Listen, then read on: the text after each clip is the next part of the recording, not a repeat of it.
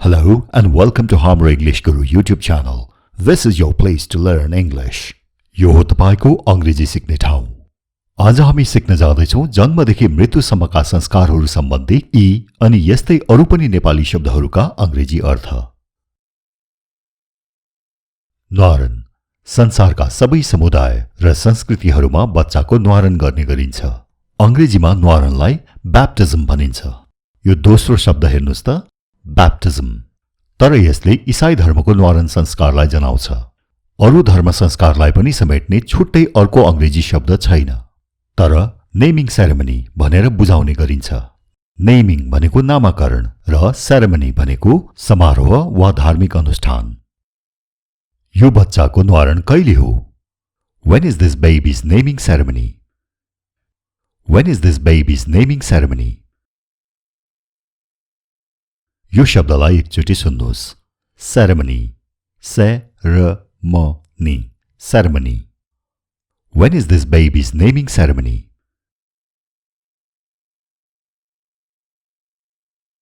पास्नी अथवा अन्नप्राशन. यसको अंग्रेजी अर्थ हो वीनिङ सेरेमनी. पास्नीमा जाँदा के लिएर जानुपर्छ? What should you take when you go to a weaning ceremony? What should you take when you go to a weaning ceremony? Weaning को खास अर्थ हो दूध छुटाउने काम. बच्चालाई अन्न खुवाउन थाल्नु भनेको अलिअलि गर्दै आमाको दूध छुटाउने काम पनि गरेको हो अथवा आमाको दूधको मात्र निर्भरतालाई हटाएको हो. त्यसैले पास्नीलाई वीनिङ सेरेमनी अथवा दूध छुटाउने समारोह भनेको हुनुपर्छ. र नेपाल र भारतमा चाहिँ यसलाई राइस फिडिङ सेरेमनी अथवा भात खुवाउने समारोह पनि भन्ने गरिन्छ. What should you take when you go to a weaning ceremony? छेवर, tonsure ceremony. tonsure ceremony. मेरो छोराको छेवरमा तपाईलाई निमन्त्रणा छ. You're invited to my son's tonsure ceremony. You're invited to my son's tonsure ceremony. tonsure को अर्थ कपाल मुडुल्याउनु हो. You're invited to my son's tonsure ceremony.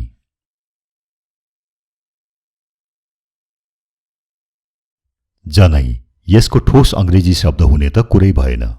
तर यसलाई सेक्रेड थ्रेड भनेर बुझ्ने र बुझाउने गरिन्छ. जनै लाउनको पछाडि के वैज्ञानिक कारण छ? What's the scientific reason behind wearing a sacred thread? What's the scientific reason behind wearing a sacred thread? यो शब्दको उच्चारण सुन्नुहोस्. यो सिक्रेट होइन, यो sacred. भन्नुहोस् त, sacred. Sacred को अर्थ हो पवित्र र sacred thread भनेको शाब्दिक अर्थमा पवित्र धागो. What's the scientific reason behind wearing a sacred thread? व्रतबन्ध अथवा उपनयन संस्कार अंग्रेजीमा भन्नुपर्दा सेक्रेड थ्रेड सेरेमनी अथवा जनै लाउने धार्मिक अनुष्ठान. भिक्षा माग्नु व्रतबन्धको एउटा भाग हो. Asking for alms is a part of the sacred thread ceremony. यसलाई म बिस्तारै भन्छु है त. Asking for alms is a part of the sacred thread ceremony. Asking for alms is a part of the sacred thread ceremony. Alms भनेको भिक्षा. Asking for alms is a part of the sacred thread ceremony. यो भिडियोलाई like गर्नुभएको छैन भने गरिहाल्नुहोस् है, अनि हामी अघि बढ्छौं. अब टुप्पी अथवा टुपीलाई अंग्रेजीमा के भनिन्छ? टुपी जनाउने पनि अंग्रेजीमा ठोस शब्द छैन. तर यसलाई tuft of hair अथवा pigtail भनेर बुझाउने गरिन्छ. घाँस, कपाल इत्यादिको सानो झुप्पोलाई भनिन्छ tuft. र यो pigtail भनेको चाहिँ के हो त? सुँगुरको पुच्छर? होइन. खासमा अंग्रेजीमा बाटेको कपाल, चुल्ठो वा बेडीलाई pigtail भनिन्छ र टुपीको छुट्टै अर्को अर्थ नहुँदा pigtail पनि भन्ने गरेको हो. बाहुनहरूले मुडुलो टाउकोमा टुपी किन राख्छन्? Why do Brahmins keep a tuft of hair on their shaven head? यसलाई पनि बिस्तारै. Why do Brahmins keep a tuft of hair on their shaven head? Why do Brahmins keep a tuft of hair on their shaven head? Shave भनेको खौरिनु र shaven भनेको खौरिएको. Why do Brahmins keep a tuft of hair on their shaven head? व्रतलाई अंग्रेजीमा भनिन्छ fast अथवा fasting. समय समयमा व्रत बस्नु स्वास्थ्यको लागि फाइदाजनक छ. Intermittent fasting is good for health. Intermittent fasting is good for health. Fast को अर्थ छिटो पनि हो र व्रत पनि हो. Intermittent fasting is good for health. अब आयो सिउँदो र सिउँदोको पनि अंग्रेजी शब्द छैन, तर सिउँदो बुझाउनलाई यसो भन्ने गरिन्छ parting of the hair अथवा hair parting. विवाहित हिन्दू महिलाले सिउँदोमा सिन्दूर लगाउँछन्. Married Hindu women put vermilion on their hair parting. यसलाई फेरि एकचोटि अलि बिस्तारै. Married Hindu women put vermilion on their hair parting. Vermilion भनेको सिन्दुरे रंग अथवा सिन्दूर. Married Hindu women put vermilion on their hair parting. टिकोटालो अथवा सगाईलाई अंग्रेजीमा भनिन्छ engagement. भोलि मेरो दिदीको टिकोटालो छ. It's my sister's engagement tomorrow. It's my sister's engagement tomorrow. Engagement भनेको टिकोटालो र टिकोटालो भइसकेको अथवा सगाई भइसकेको भन्नु पर्यो भने engaged. मेरो उहाँसँग टिकोटालो भएको छ भन्नु पर्दा I'm engaged to him. I'm engaged to him. रामको सीतासँग टिकोटालो भएको छ. Ram is engaged to Sita. Ram is engaged to Sita. नेपालीमा बोल्दा मैले भने राम र सीता र अंग्रेजीमा बोल्दा भने Ram and Sita. अंग्रेजी भाषीहरूले बोले जसरी नै मैले पनि बोलेको हो ताकि तपाईले उनीहरूले बोलेको कुरा बुझ्नुहोस् भनेर. तपाईले पनि अंग्रेजी बोल्दा यसरी नै बोल्नुपर्छ भनेको चाहिँ होइन. अब यी दुई शब्द हेर्नुस्, यिनीहरूको उच्चारण सुन्नुस्. fiancé. यी दुई शब्दको उच्चारण उही हो, fiancé. पहिलो शब्दमा एउटा ई छ र दोस्रो शब्दमा दुईवटा ई छन्. अब यिनीहरूको अर्थ के हो त? यहाँ हेर्नुस्. एउटा ई भएको fiancé को अर्थ हो मंगेतर अथवा केटा मंगेतर, भावी पति जोसँग तपाईको टिकोटालो भइसकेको छ. उहाँ मेरो मंगेतर अथवा भावी पति हुनुहुन्छ. He is my fiancé. He is my fiancé. अब यो दुईवटा ई भएको fiancé, यसको अर्थ हो मंगेतर अथवा केटी मंगेतर, भावी पत्नी. उनी मेरी मंगेतर हुन् अथवा उनी मेरी भावी पत्नी हुन्. She is my fiancé. She is my fiancé. दुलही अथवा बेहुली, अंग्रेजी शब्द bride. The bride is known to me. दुलहीलाई म चिन्छु. The bride is known to me. यहाँ known by me भन्न चाहिँ grammatically incorrect अथवा अशुद्ध हुन्छ. यहाँ to नै प्रयोग गर्नुपर्छ. known to भनेको परिचित अथवा चिनिएको. The bride is known to me. ती दुलहीले घुम्टोभित्र लजाएर मुस्कुराइन्. The bride smiled bashfully under the veil. The bride smiled bashfully under the veil. Bashful भनेको लजालु र bashfully भनेको लजाएर. The bride smiled bashfully under the veil. Veil भनेको घुम्टो. कुहिरोको घुम्टोले इलाम बजार छोपिदा भन्ने गीत त सुन्नुभएको छ नि. कुहिरोको घुम्टो भनेर अंग्रेजीमा भन्नु पर्यो भने कसरी भन्ने त? हो, veil of fog. veil भनेको घुम्टो, fog भनेको कुहिरो. Veil of fog. अब bride भनेको बेहुली र बेहुलालाई चाहिँ के भनिन्छ? यहाँ हेर्नुस्. groom अथवा bridegroom. बेहुला धेरै खुसी देखिन्छन्. The groom looks pretty happy. The groom looks pretty happy. Pretty को अर्थ सुन्दर पनि हो र धेरै अथवा निकै पनि हो. Pretty happy भनेको निकै खुसी अथवा धेरै खुसी. The groom looks pretty happy. विवाह अथवा बिहे लाई अंग्रेजीमा भनिन्छ wedding अथवा marriage. श्रेष्ठजीको बिहे कहिले हो? When is Mr. Shrestha's wedding? When is Mr. Shrestha's wedding? अब बिहेको कुरो गर्दा यो शब्दको पनि कुरो आउँछ. जोडी. यसलाई अंग्रेजीमा भनिन्छ match. यो ईश्वरले बनाइदिएको जोडी हो. भन्नुपर्दा अंग्रेजीमा यसो भन्ने गरिन्छ. It's a match made in heaven. It's a match made in heaven. नेपालीमा भन्दा ईश्वरले बनाएको जोडी र अंग्रेजीमा भन्दा स्वर्गमा बनिएको जोडी. Heaven भनेको स्वर्ग. It's a match made in heaven. तिमीहरूको जोडी त ईश्वरले नै बनाइदिएको हो. भन्नुपर्दा अंग्रेजीमा यसरी भन्नुस्. Yours is a match made in heaven. भन्नुस् त Yours is a match made in heaven. Yours is a match made in heaven. Match का विभिन्न अर्थ हुन्छन् है.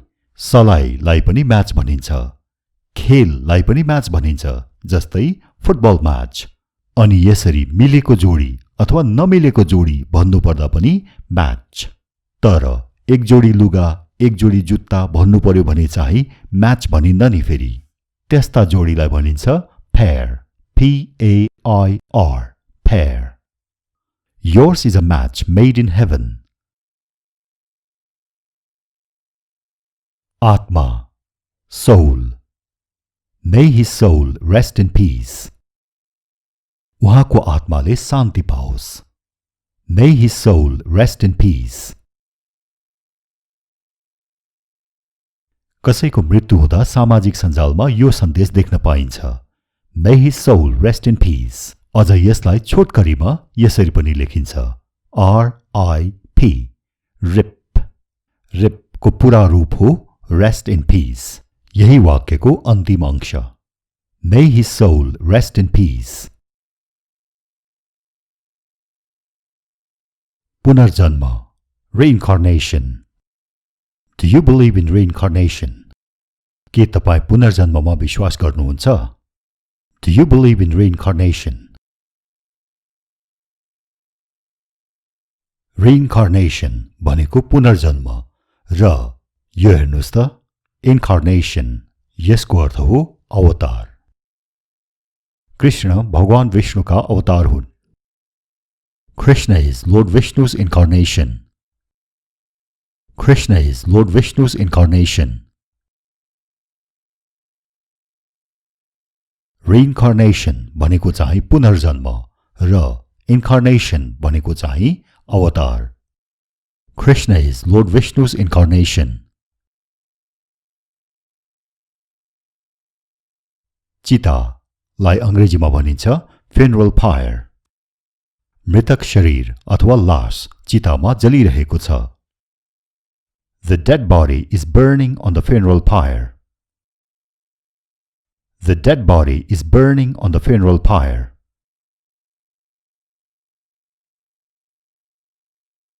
लाश जलाउनु लाई अंग्रेजीमा भनिन्छ cremate. C-R-E-M-A-T-E. cremate. हिन्दूहरूले मृतकलाई जलाउँछन्. The Hindus cremate the dead. The Hindus cremate the dead. The dead भनेको मृतक. The Hindus cremate the dead.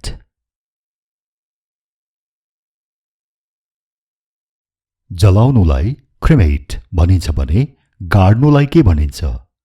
गाड्नुलाई भनिन्छ bury. मुसलमानहरूले मृतकलाई गाड्छन्. The Muslims bury the dead. The Muslims bury the dead.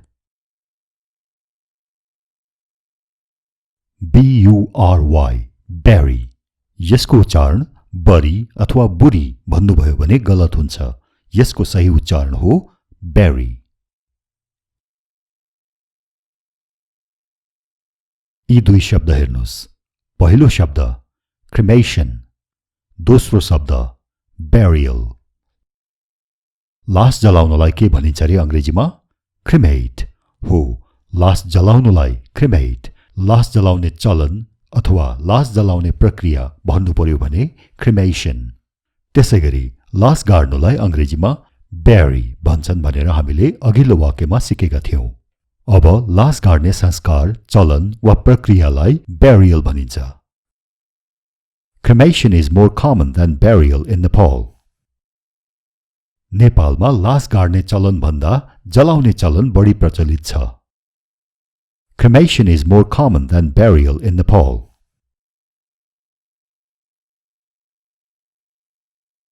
चिहानलाई अंग्रेजीमा भनिन्छ grave. G-R-A-V-E, grave. उसले आमाको चिहानमा एउटा फूल अर्पण गर्यो. He offered a flower at his mother's grave. He offered a flower at his mother's grave. अब चिहानै चिहान भएको ठाउँ अथवा मसान घाट वा चिहानघारी लाई अंग्रेजीमा भनिन्छ graveyard. खोलाको छेउमा एउटा चिहानघारी छ. There is a graveyard near the river. There is a graveyard near the river.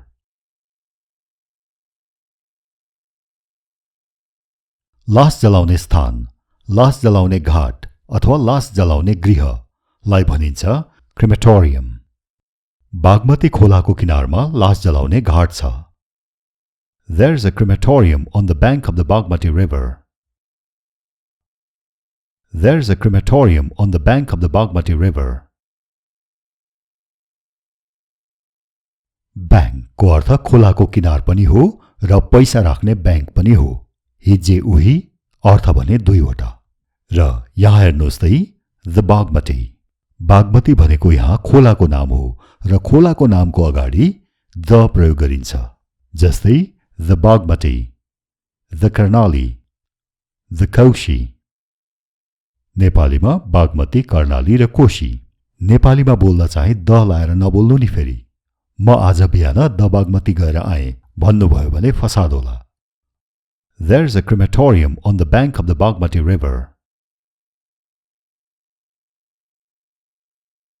अन्तिम संस्कार भन्नुपर्दा अंग्रेजीमा last rites, final rites अथवा funeral. उसले आफ्नो बुवाको अन्तिम संस्कार गरिरहेको छ. He is performing his father's last rites. He is performing his father's last rites.